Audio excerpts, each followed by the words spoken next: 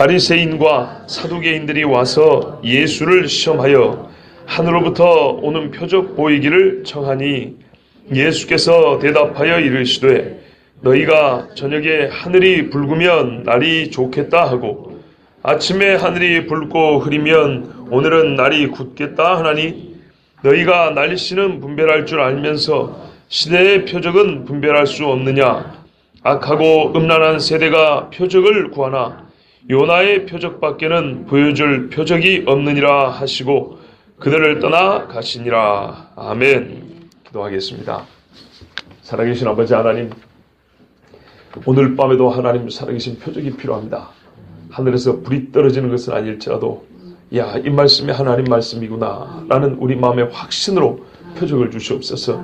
이 작은 종에게 담대함을 주시고 또한 하나님을 지극히 사랑하게 하여 주시고 하나님 말씀을 높이는 복 있는 종이 되게 하시며 함께 예배드리고 주의 말씀 듣는 성도들에게도 하나님 믿음을 더하여 주시고 베레아 성도들처럼 아버지의 말씀이 그러한가요 상고하게 하여 주시고 정말 구원에 이르는 지혜가 있는 하나님의 말씀만을 붙들게 하여 주시옵소서.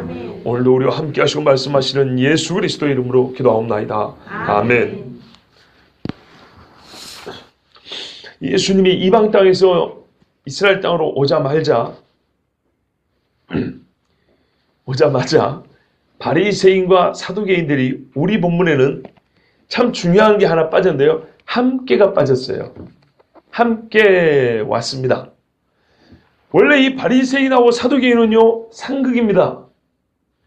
유대교를 그러니까는 율법을 아주 엄하게 지킨다는 것.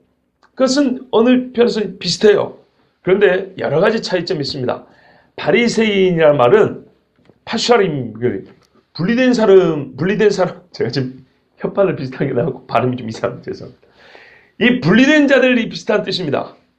그러니까는, 옛날에 유대 땅이 헬라 사람들에게 지배를 당할 때, 헬라의 안티오쿠스 에피파네스라는 사람이 있었어요. 그 중에 에피파네스 4세라는 인간이 있는데, 이 사람이 다니엘서 9장에 나온 적그리스도의 예표인 사람입니다. 예수님의 예표가 여럿 있죠. 그런 것처럼 적그리스도가 나타나면 꼭 이놈처럼 할 거예요. 그래서 9장에 보면 35절까지는 에피파네스 얘기가 빼곡히 차 있고 그 이후에는 이 에피파네스의 뒤를 이은 훗날에 나타날 적그리스도의 이야기가 그 뒤에 연결되어 있습니다. 마치 우리가 엊그제 새벽에 본 것처럼 구약 성경 안에 초림의 예수님과 재림의 예수님과 같이 있으니까 이거를 구분하지 못하고 헷갈리는 것처럼 사람들은 이 에피파네스 얘기가 나오니까 이거 적그리스도 얘기가 아닌가 보다 이렇게 생각하는데 그게 아니고 두 얘기가 같이 들어있습니다. 이게 다니엘 9장인데요. 하여튼 이 모든 에피파네스가 예루살렘 성전 대신에 헬라의 제우스 신전 같은 거 세워버리고 그리고 독수리상 같은 거 막 세워놓고 우상을 성전을 세워놓고 돼지를 잡고 돼지 피로 유대인들을 이렇게 뿌리고 돼지고기 먹으라고 그랬어요. 돼지고기로 이렇게 꽃다발같이 만들어가지고 목걸이를 만들어가지고 이 왕이 행차하는데 그 앞에서 서 있으라고 막 그랬어요. 환영할 때 그런 식으로 하라고. 일부러 그런 거예요. 일부러 율법에서 그만 그대로 시킨 거예요. 안식일을 못 지키게 하고 할례 못하게 하고 절기 못 지키게 하고 순전히 하나님의 때와 법을 바꿔버렸어요. 적그리스도도 때와 법을 변개한다고 그랬습니다. 때와 법을 변개한다. 하나님이 주신 약속의 때가 바로 절기잖아요. 그죠? 이런 것들을 바꿔버립니다. 매 안식일을 유대인들은요, 금요일 밤부터 토요일까지 아닙니까? 이슬람 교인들도 안식일이 있습니다. 무슨 요일인지 아세요? 올 예배 끝나고 이슬람 얘기할 건데, 지금 복사도 프린트도 안 돼가지고, 여러분에게 자료를 만들어놨는데 뽑아오지는 못했어요. 그래서 좀 이따가 이게 되면은 하고 안 되면 그냥 오늘은. 기분 좋으시죠? 휴가 가니까. 이 이슬람 교인들은 말이에요. 목요일부터 금요일이 안식일입니다. 자, 그러면 만약에 한번 생각을 해보세요. 이슬람 교인들이 예루살렘을 정복하면 어떻게 될까요? 당연히 피바람이 불게 되어 있습니다. 지금도 안 그래도 그러는데 법이 완전 달라요. 하여튼 이 사람들이 바리새인들입니다. 철저하게 하나님의 율법을 지키면서 헬라의 그 안티오쿠스 에피파네스 같은 못된 인간들이 왔을 때 싸우고 저항했던 사람들의 후예가 바리새인입니다. 그러니까 유대인들 입장에서 바리새인들은요, 독립운동가이면서 매우 열심 있는 신앙인들인 거예요. 존경에 맞지 않을 수가 없습니다. 실제로 그랬습니다. 예수님 당시의 바리새인들은 존경받는 인간들이었습니다. 그런데 그들이 이제 그 존경받는 행위가 의의가 된다 그랬죠. 메시아를 기다려야 되는데 아무리 잘난들 뭐 하겠습니까? 메시아를 기다리지 않으면. 그 예수님을 잡아 죽이고자 하는데 앞장섰던 사람들입니다. 그 속에 예수님 말하면 하나님 사랑이 없다 그랬어요. 유대 종교를 지키고 민족성을 지키기 위해서 애를 썼지만 근본적으로는 하나님 사랑함이 갈수록 없어져가지고 예수님 때는 하나님 사랑을 찾아볼 수 없다 그랬습니다. 이들이 바리새인입니다. 사두개인은 누구냐? 우리 발음은 사자 발음하지만 히브리식 발음은 쯔 발음이다. 짜둑 이렇게입니다. 짜둑. 여러분, 다윗과 솔로몬 당시에 제사장이 둘이 있었습니다.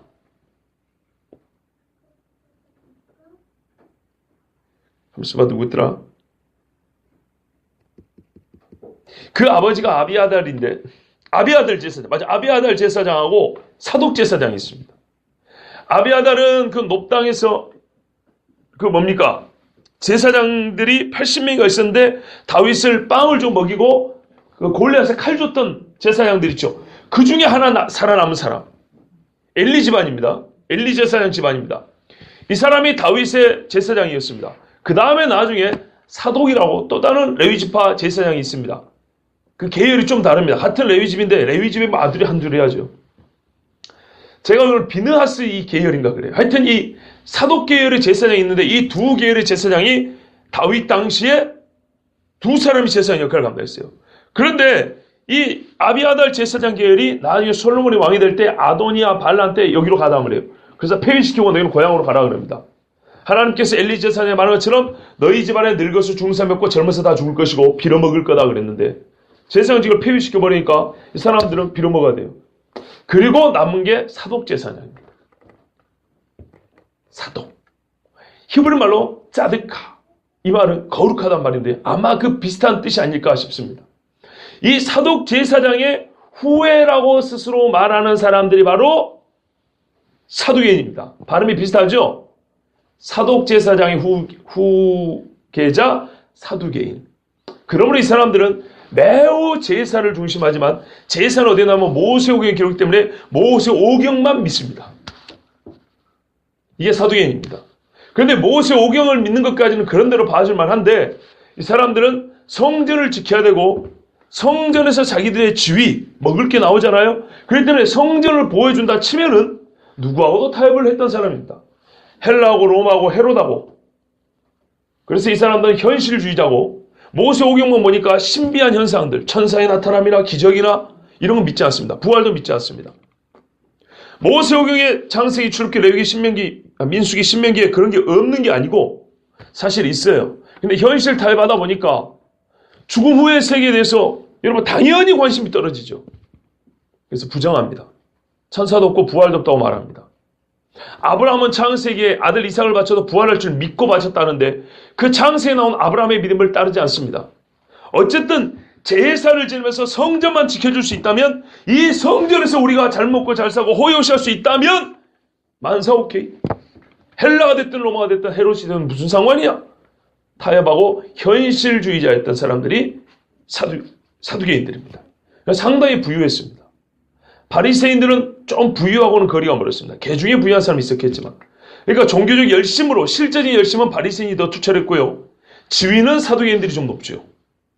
그리고 요거를 지키려니까 현실 타협주의죠. 어쨌든 둘이 서로 욕합니다. 저런 타협쟁이들, 저런 외식쟁이들 이러면서 서로 그렇게 욕을 하고 싸웠던 사람들인데 예수님 죽이는 데는 하나 되어가지고 나왔다는 거 아닙니까? 여러분 12장을 한번 봐보십시오.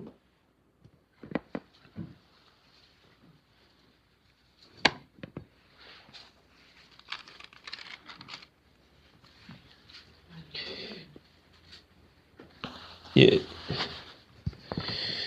12장에 보면 여기도 바리새인과 사두개인들이 이제 나오지 않습니까? 근데 34절 봐보세요. 독사의 자식들아, 너희는 악하니 어떻게 선한 말 할 수 있냐? 이는 마음에 가득한 것을 입으로 말함이라. 이러고 예수님을 예수님이 이 사람들을 책망했어요. 그런 다음에 이 사람들이 38절을 보면 예수님 앞에 표적 보여주기를 구합니다. 근데 예수님이 오늘 말씀과 비슷한 말씀을 하시죠.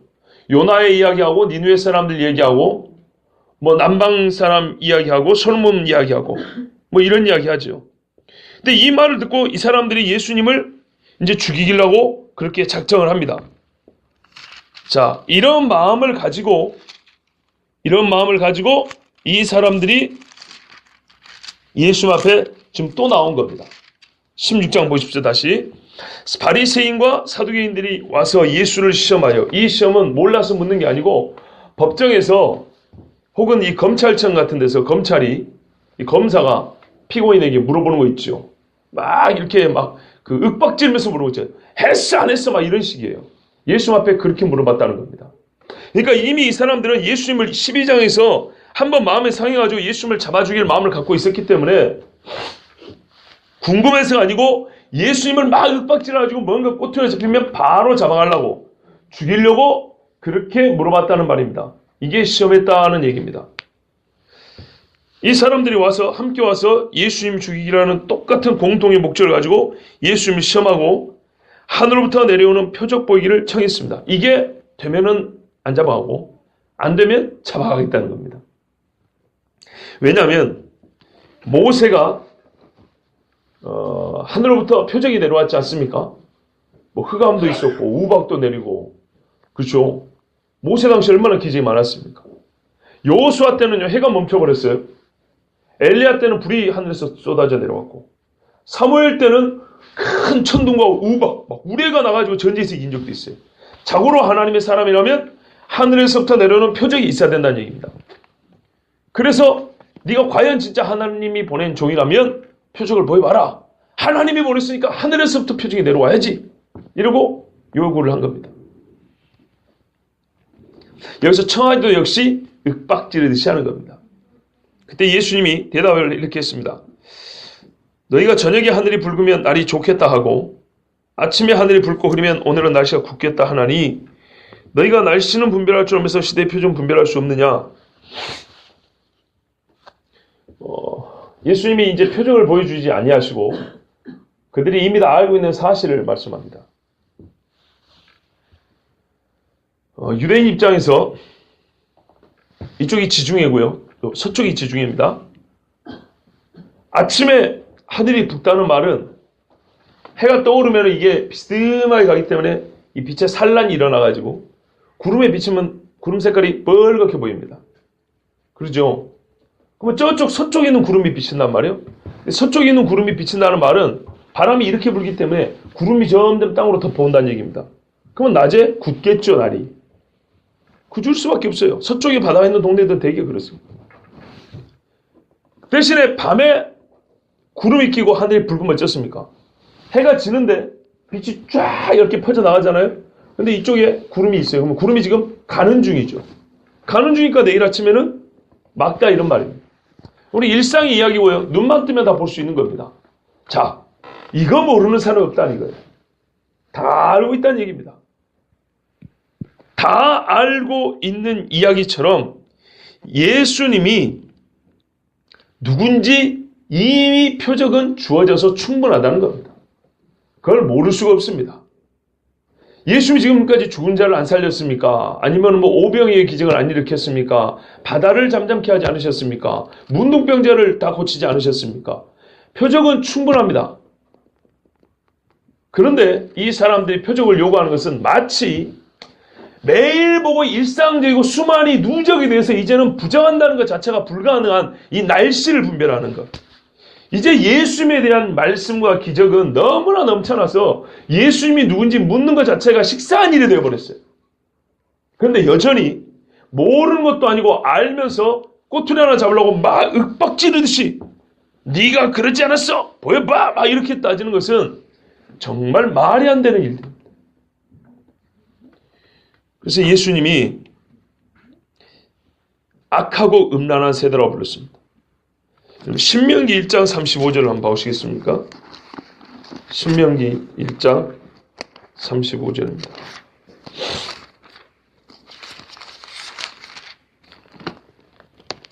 제가 읽겠습니다. 구약 260쪽쯤에 있습니다. 신명기 1장 35절.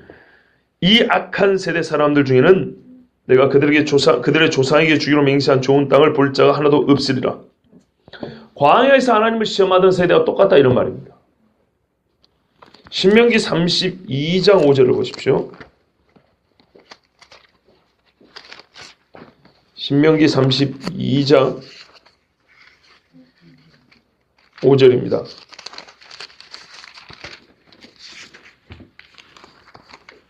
여기에 보시면 구약 313쪽쯤에 있는데요. 그들이 여호와를 향하여 악을 행하니 하나님의 자녀가 아니요 흠이 있고 비뚤어진 세대로다. 이런 사람들입니다. 평기면 32장 20절 한번 봐보세요. 그가 말씀하시기를 내가 내 얼굴을 그들에서 숨겨 그들의 종말이었담을 보리니 그들은 심히 패역한 세대요 진실이 없는 자녀이미로다. 꼭 광야 40년 동안에 죽은 사람들처럼 예수님이 지금 표적을 보여달라고 하는 사람들에게 그들이 알고 있는, 여러분 사두개인들 모세오경 꿰고 있는 사람들이죠.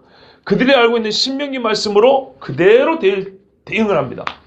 근데 참 놀라운 공통점이 있습니다. 예수님이 마귀와 시험할 때 똑같이 신명기 말씀으로 3번 다 대답하신 거 아시죠? 마귀의 자식들이라는 겁니다. 마귀가 예수님이 시험해가지고 꼬꾸라뜨리려고 한 것처럼 이 사람들이 똑같은 의도를 가지고 예수님을 똑같이 시험해서 예수님이 똑같이 신명기 말씀으로 대답한 꼴입니다. 신명기 말씀을 그대로 인용하지는 않았어요. 그러나 신명기에서 하나님의 기적을 보고도 10번이나 광야에서 하나님을 시험했던 자들에게 하나님이 너희는 이와 같은 놈들이다 하고 말했던 그 표현을 그대로 빌어다가 똑같이 말씀한 겁니다. 그래서 이 사람들은 악하고 음란한 세대, 광야에서 죽었던 사람들과 똑같습니다. 그럼 이들의 결국이 어떻게 될까요? 살까요? 죽을까요? 죽습니다. 자, 그런데 참 우리가 눈여겨봐야 될 게 하나 있는데요.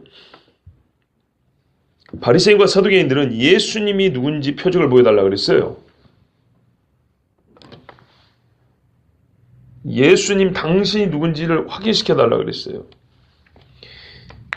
그런데 예수님은 시대의 표적이라고 말을 바꿨어요. 희한하지 않습니까? 예수 표적을 보여달라고 하는 거예요. 네가 예수가 메시아라는 표적을 보여달라고 하는 거예요. 네가 메시아의 표적을 보여달라. 하늘에서 표적을 내려오게 해가지고. 그때 예수님은 시대의 표적을 얘기를 했어요.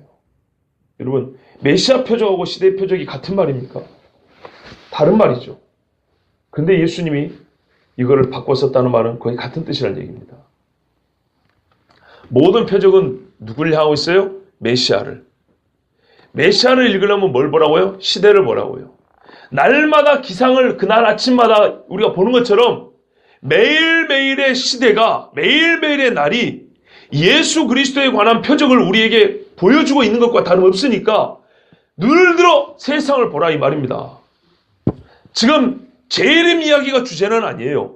재림 이야기가 주제는 아닌데 여러분, 초림의 예수님도 뭘 보면 알 수 있다고요? 너희가 천지의 기상을 보면 아는 것처럼 지금 이 시대를 봐라. 예수님이 지금 와 있는 이 시대를 보라는 거예요.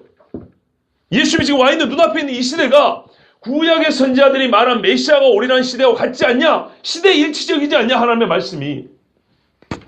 그렇다면 마치 날씨를 구름을 보고 하늘 색깔을 보고 그날그날의 날씨를 분별하고 생활을 영위해 나가는 것처럼 날마다의 세상 돌아가는 것을 우리가 볼 수 있는 범위 내에서도 충분히 파악할 수 있으니까 그거를 물어보지 말고 이제는 물어보지 말고 충분히 보고 해석하고 그거를 깨달아야 된다는 거예요. 어찌하여 아직도 모르냐는 거죠. 근데요, 재림 때는 훨씬 더 많은 표적을 준다고 그랬습니다. 그리고 훨씬 더 많을 뿐만 아니라 훨씬 더 알기가 쉽습니다. 예전에 한 말씀드렸지만 여러분, 아프리카에 기근이 일어난들 우리가 어찌 알겠습니까? 아니 터키에 테러가 일어난들 우리가 어찌 알겠습니까? 그런데 지금은요, 동시 생중계를 해주잖아요. 인공위성 기술로. 처처에 기근과 전쟁이 있으며 우리는 몰랐는데 이게 안 통한다니까요. 지금은 텔레비만 켜면, 인터넷만 켜면은 바로 알고 싶지 않아도 들어오게 돼 있습니다. 몰랐습니다. 안토아네 시대예요, 이제.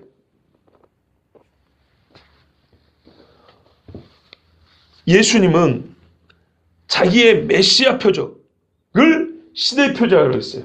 말하자면 모든 표적은 메시아에 집중되어 있고 모든 표적은 시대 일치적으로 메시아를 가리키는 의미로 주어진다는 얘기입니다. 그런데 어렵게요? 아니요. 날씨를 분별하듯이 쉽게 주어진다는 거예요. 그래서 예수님 책망하잖아요. 어려우면 책망 안 합니다. 쉬우니까 어째 날씨를 모르면서 이거를 모른단 말이냐. 날씨가 하루 이틀 지금 몇 년을 사느냐 말이에요. 보고 날마다 보고 또 보고 그러니까 농사도 짓고 향해도 하고 그러지 않습니까? 또 하나 놀라운 사실이 있습니다. 현대의 많은 비평학자들, 성경을 성경대로 믿지 않고 예수 그리스도를 메시아로 믿지 아니하고 뭐랄까요? 도덕군자 선생이나 민중의 선동가, 민중의 지도자 정도 생각하는 사람들에게 저는 항상 틀렸다고 말하는데요. 여기서도 그걸 깨달을 수 있습니다. 어떻게 해요? 만약에 예수님이 민중의 지도자 같으면 바리새인과 서기관이 안 따라옵니다. 이 사람들은요, 정치자가 아니고 종교인들입니다. 나중에 예수님을 줄 때는 거기다 헤롯다운이 추가되죠. 예, 정치적인 죄목을 추가시키려고 하는 겁니다. 그런데 지금은 바리새인과 서두개인은 틀렸지만 어쨌든 이 사람들은 종교인의 이름으로 온 겁니다. 종교적 문제가 아니면 예수님 앞에 나오지 않습니다. 그러면 이 사람들이 왜 나왔죠? 예수님이 자기를 뭐라 하니까? 메시아라 하니까. 예수님은 처음부터 자기를 메시아라고 말한 겁니다. 그래서 표적을 뭐냐면 네가 민중의 지도자의 표적을 보여봐라. 이거는 여러분 하늘로부터 내려올 표적이 필요 없어요.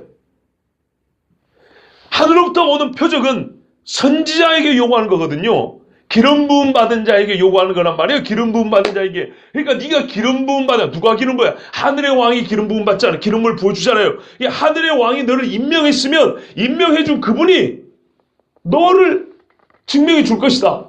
그 표적을 보여봐라 이 말이에요. 무슨 말입니까? 예수님이 자기를 가리켜 나는 하늘에 계신 아버지 하나님께 기름 부음 받은 자 메시아라고 스스로 주장했다는 것입니다. 그래서 바리새인과 사두개인들이 영 못마땅한 거죠. 그리고 이게 사실이라면 자기들의 시대는 이제 어떻게 해요? 끝난 겁니다. 뭐 두 말이 필요 없습니다. 오리라 메시아인데 사두개인들의 제사장이 뭔 소용이 있어요? 바리새인들 율법을 지킨다고 해봐야 진짜 율법을 주신 권위자, 율법을 진짜로 바르게 가르칠 자가 왔는데 자기들이 어떻게 선생 노릇 하겠어요? 그러니까 예수님이 어쨌든 가짜 메시아 되죠. 그래서 결정적인 증거. 야, 하늘의 선지자들도 말이지 하늘에서 불이 떨어졌어. 한번 해봐. 이렇게 요구한 겁니다. 근데 거기에 예수님은 자기의 메시아 되심을 말하면서 어렵지 않은 기상분별의 이야기를 가지고 시대의 표적까지 참 우리에게 광범위한 교훈을, 진리를 가르쳐 주신 겁니다. 단순히 내가 메시아다 하고 하늘에서 불만 하나 떨어지면 될 거를 그것을 넘어서서 정말 이 악하고 음란한 세대 2000년이 지난 오늘 우리도 마찬가지입니다. 여전히 하나님이 예수님이 곧 오신다면 무슨 표적이 있사오리까? 그런데 성경에는 이미 시대를 통하여서 시대 일시적인 성경의 예언을 통하여서 볼 수 있고 깨달을 수 있는 것을 여러분 2000년 동안 쌓아준 겁니다. 초림의 예수님 이후로 지금까지 2000년. 적지 않습니다. 그런데 그거를 볼 생각하지 않고 혹 여기서 갑자기 뭐라 불이 떠지면 아이고 저 사람이 그리스도인가 뭐 쫓아댕겨요. 얼마나 악하고 음란합니까? 악하고 음란하다는 말을 굳이 얘기를 하면 악하다는 말은 마음에 아주 굳어있고 정말 진짜 말 그대로 악한 생각만 한다는 거죠. 겸손치 않냐고. 음란하다는 것은 우상 숭배를 말할 때 많이 쓰죠. 예? 하나님을 사랑하고 믿고 싶은 마음이 아니고 다른 것을 쫓고 싶어서 의도적으로 주님 앞에 와서 이렇게 질문했다는 겁니다. 광야에 있던 세대, 모압과 미디안 여인과 음란했던 사람들, 우상 숭배했던 사람들, 끊임없이 원망했던 사람들과 똑같은 세대, 2000년이 지나 모세 당시부터 1500년이 지나도 똑같고 예수님 때부터 지금 2000년이 지나도 우리도 별반 다르지 않습니다. 내가 원하는 표적이 있어요. 내가 원하는 표적. 여러분, 우리 하나님이 기드온에게 이 양털 뭉치 하나 가지고 이슬 여기만 젓고 아니면 밖에만 젓고 이렇게 해주시죠. 날마다 해주는 거 아닙니다.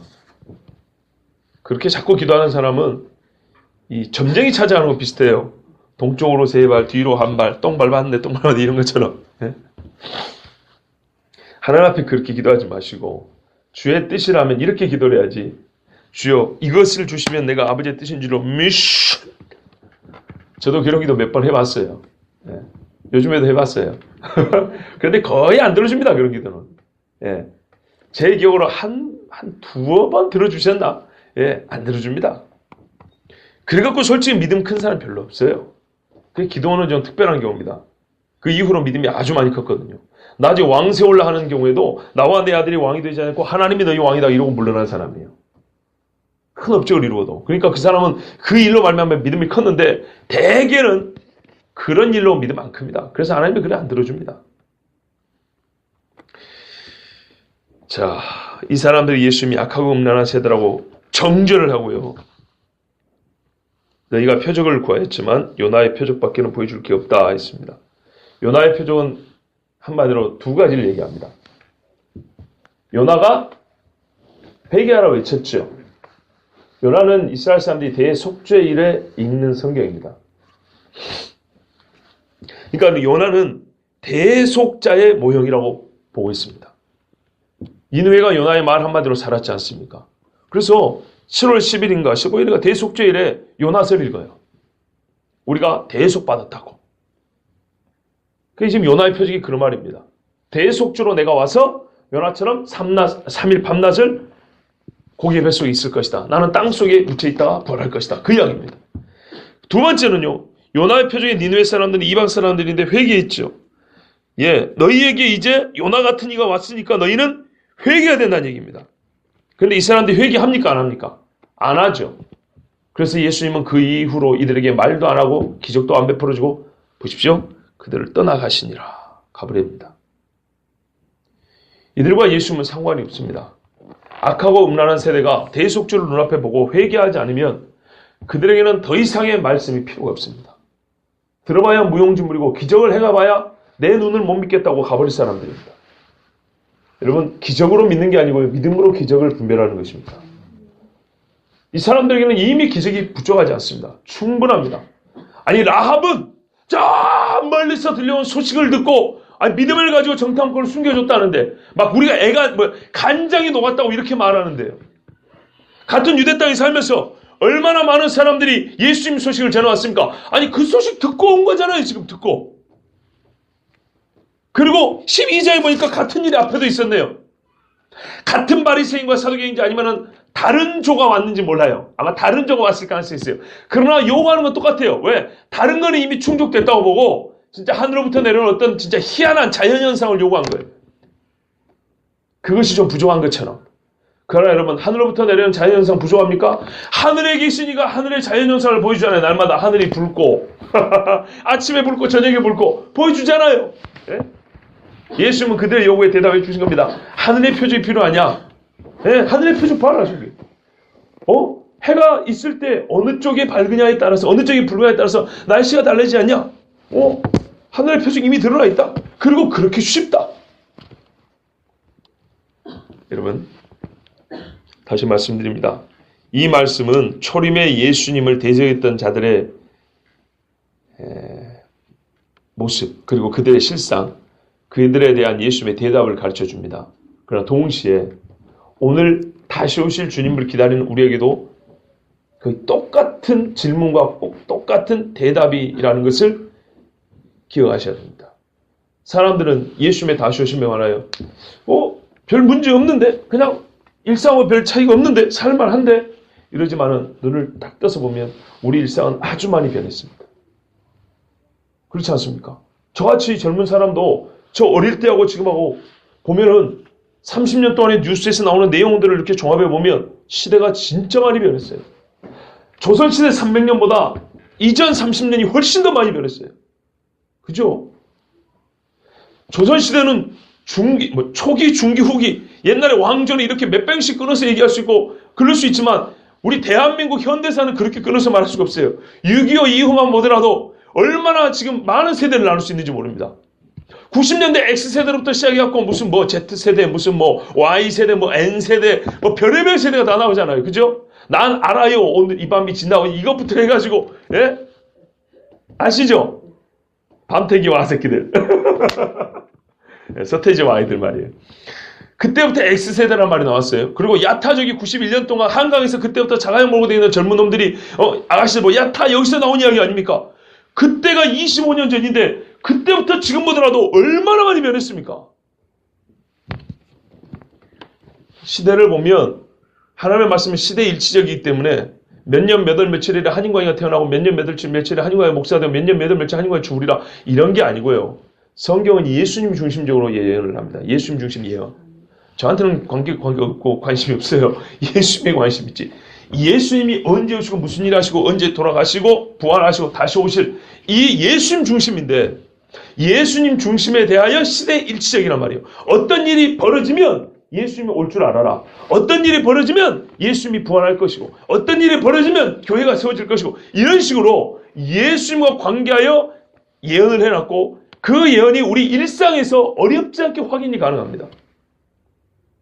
그래서 예수님은 메시아 표적을 요구하는 자들에게 날씨를 얘기하면서 기상을 얘기하면서 시대의 표적을 얘기했고 시대의 표적은 곧 예수님에 대한 표적입니다. 이것은 초림 때도 그랬고 이미 그때도 충분했다는 말로 볼 때 오늘같이 미디어와 인공위성 무슨 뭐 통신기술이 발달한 오늘날은 시대의 표적이 곧 메시아의 표적 다시 오실 메시아의 표적으로 우리에게 충분히 주어졌으므로 우리는 악하고 음란한 세대를 본받아 예수님이 떠나가 버리는 예수님의 구원과는 아무 상관이 없는 세대가 되지 아니하고 이 시대의 표적을 읽으면서 주님 앞에 이방인들이 나와가지고 주의 말씀을 듣고 5병이여 7병이여 떡을 얻어먹은 것처럼 우리가 생명이 주님 앞에 나가고 생명이 주님이 주시는 생명의 떡을 먹어야 되겠습니다.